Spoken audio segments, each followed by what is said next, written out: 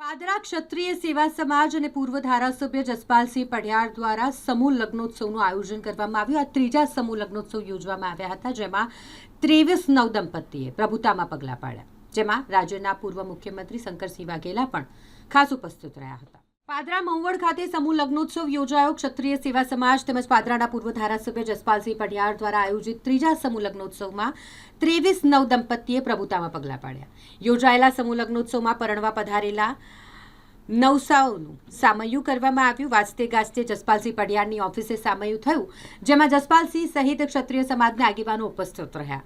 વરરાજાઓને bullet પર બેસાડીને જાન નીકળી। સમૂહમાં જાનૈયાઓ સાથે નીકળેલ વરરાજા સાથે જસપાલસિંહ પઢિયારે પણ બુલેટ સાથે જાનૈયાઓની સાથે નીકળ્યા હતા। બુલેટ સાથે નીકળેલ જાન સૌ માટે આકર્ષણનું કેન્દ્ર બની રહી। સમૂહ લગ્નોત્સવમાં ગુજરાત રાજ્યના પૂર્વ મુખ્યમંત્રી શંકરસિંહ વાઘેલા, પૂર્વ કેન્દ્રીય મંત્રી ભરતસિંહ સોલંકી, પાદરાના પૂર્વ ધારાસભ્ય દિનુ મામા, જસપાલસિંહ પઢિયાર સહિત પાદરા તાલુકાના ક્ષત્રિય સમાજના આગેવાનો ખાસ ઉપસ્થિત રહ્યા હતા।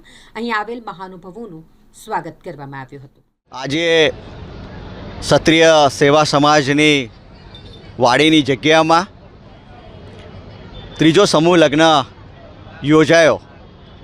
આ સમૂહ લગ્નની પરંપરા અને એનો પાયો એવું કહેવાય પાદરા તાલુકામાં કે 2002માં સ્વર્ગીય જીસી કાકા પૂર્વ ધારાસભ્યશ્રી દ્વારા શરૂઆત કરવામાં આવી ને 2016-17 સુધી સતત લગભગ 23 જેવા સમૂહ લગ્ન એમના હસ્તે કરવામાં આવ્યા અને ત્યારબાદ એમની નાદુરસ્ત તબિયતને કારણે એ સિલસિલો થોડો અટક્યો અને ત્યારબાદ 5-6 વર્ષ પછી ફરીથી આ સમૂહ લગ્નની એમના પરિવાર આગળ આવ્યું, એમના દીકરા શ્રી અરવિંદસિંહ અને તમામ લોકો આગળ આવ્યા અને સમૂહ લગ્નનો સિલસિલો ફરીથી શરૂ થયો અને આજે આમ જોવા જઈએ તો આમ તો ત્રીજો અને આમ જોઈએ તો 26મો સમૂહ લગ્ન આજે ક્ષત્રિય સમાજનો અહીંયા યોજાઈ ગયો છે।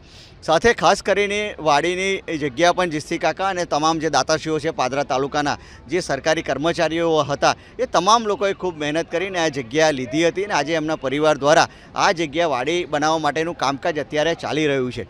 એટલે સમાજના ઉમદા હિતો સચવાય અને આ તમામ લોકો સારી રીતે આર્થિક હિતો પણ સચવાય, જેથી કરીને સમૂહ લગ્નનું આયોજન અહીંયા કરવામાં આવે છે અને અન્ય કાર્યવાહી પણ સમાજને લગતી અહીંયા કરવામાં આવે છે।